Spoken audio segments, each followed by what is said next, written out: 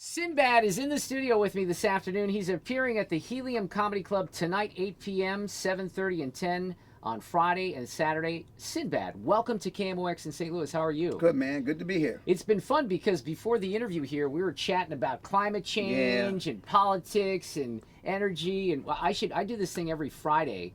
I'm not going to be here tomorrow. This would have been a perfect fit for you, where we do something called the Reardon Roundtable. It's kind of like what Bill Maher does. Oh, okay, cool. It was kind of stolen 20 years ago after Politically Incorrect, and we have a couple of people on the right, of which I am one, and a couple of people on the left, and we kind of toss these issues back and forth. Beat It's each other fun. up. So next time you're in town, you should come and do that, because I can tell just from the previous conversation a few minutes ago, you're a serious thinker. I look at life, and I don't think there's left and right. I think the country has become conservative, non-conservative. I got a guy on Twitter hollering at me now. You Hollywood elitists. I said, the hell is that? I'm from Michigan, fool. I'm from Michigan. So, it's so easy for people to throw that out, that you think a certain way. He says, you let the late night talk shows tell you what to do. I don't watch late night talk shows. Don't watch late night talk shows. So I'm like, it's so easy for people to say, there can't be a reason you think other that way. You can't think for yourself because you're an entertainer. Now, I think for myself because I work wherever I work at. But you're an entertainer, so you can't think for yourself. And don't have opinion because you're an entertainer. Just tell us jokes. Well, some people feel that way, and the Twitter trolls. I said that the wrong way. Yeah, but you know what? It gave everybody a voice. Twitter gave everybody a voice, which is cool and which is uncool.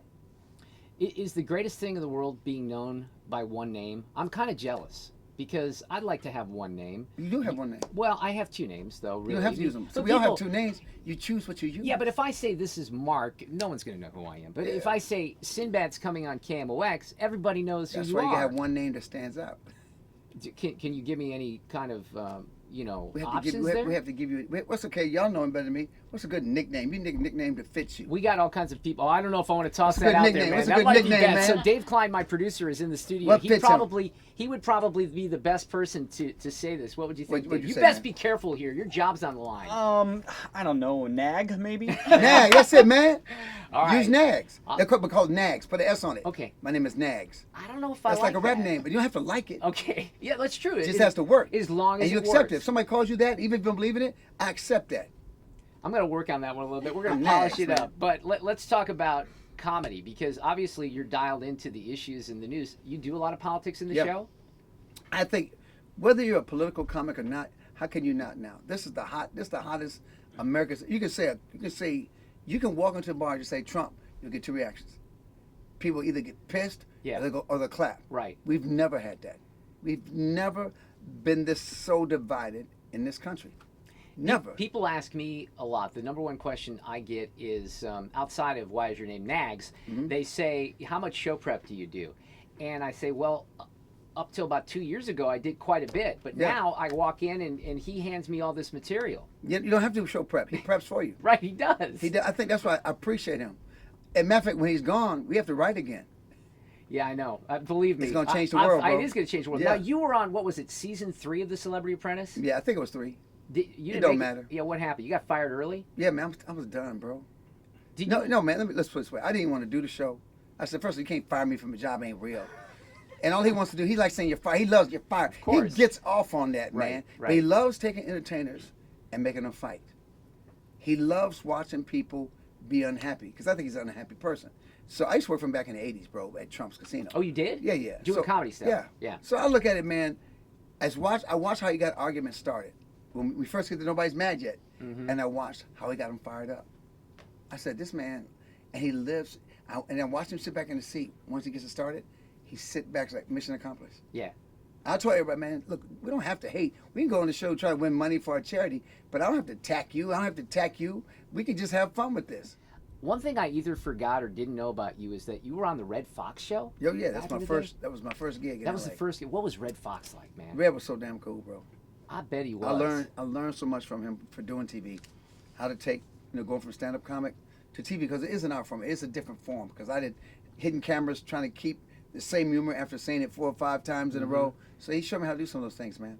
Yeah, just an absolute legend. The younger folks, like my aforementioned producer Dave Klein, you know Red? Okay, he knows him. He's pretty dialed in. Because he's St. Louis, brother, man. You got to know him. Yeah, well, that's true too. You St. get Louis that Red, connection. bro. What's your deal with Cosby now? Is their relationship still there or not? Still got a relationship, man. What do you think about his whole deal? Man, at first it breaks your heart, because he wasn't just a comedian. Like, see, here's the difference between him and Harvey Weinstein to me. Harvey never did nothing for anybody. You know, he's just jacked. Well, he won some people Oscars, the studio did, right? Man, he made his money. I'm talking about when I say do things. Okay. This man donated money to college. He built wings at black colleges. He paid for kids' education. Oh, I see what you mean. You know what I'm saying? That part, that whole thing has nothing to do with comedy. So when it comes out, I'm like this. Oh man, please. My first thing is, please don't let this be true. Mm-hmm. Well, I think we all said that. Yeah, because you don't want it to be true, and there's so much of it. But I'm still like this, man. I'm sorry, I can't hate him. I don't know. I just can't, man. Well, I have trouble hating, you know, just as a fan too. I can't hate him, man. You don't want that stuff to be true, but it's hard to separate the feelings that you have for someone, especially you, because you knew him and he was a mentor, right? Yeah. What'd you learn from Bill Cosby about comedy? Man, he's the baddest. He's one of those guys I tell people, whenever I sit with him, every time I left, I learn something. When he speaks, I said, man, he doesn't. I said, who speaks? And every time you leave, man, I got something from that. It's like Yoda, man. Yeah. It's like sitting with Yoda, and you leave with the Jedi Force inside of you. Now, when you do stand-up, do you still not? Is there cussing or no cussing? You know, my stand-up is no cussing. I try to cuss as much as I can off stage. Oh yeah, I kind of do that too. That's exactly what I do. We have with to, radio. for radio, do right. it. But then people get caught up in you being clean, which to me, I wish I'd never been clean because they got so caught up in that. I said, dude, it's not about me being clean. I don't care who I get on stage with. I'm gonna go against anybody. I don't care if he's clean, dirty, whatever.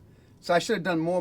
I want to do more movies, but not just the good dad. I don't want to just do that stuff. I want to be secret agent. I want to kill people.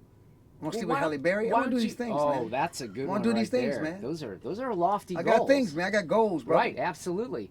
Going back to the early days of comedy and Red Fox and Bill Cosby, who were the other people that you really looked up to? Oh man, stand-up wise. It was Flip Wilson. It was Jonathan Winters. Eddie. Eddie Murphy. Eddie came later. I think I was in college. Was I playing college ball? Maybe when Eddie hit.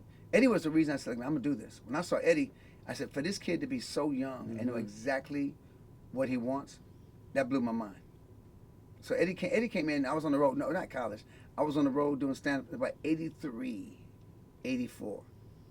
And Eddie had a picture in Jet magazine. He's against the wall. I was looking behind him, and I wrote the words, "I see you coming, Sinbad." Did he really? I said, I wrote it. "I see you coming, Sinbad." I put it myself because I said this dude knew what he wanted, just went out and took it, man.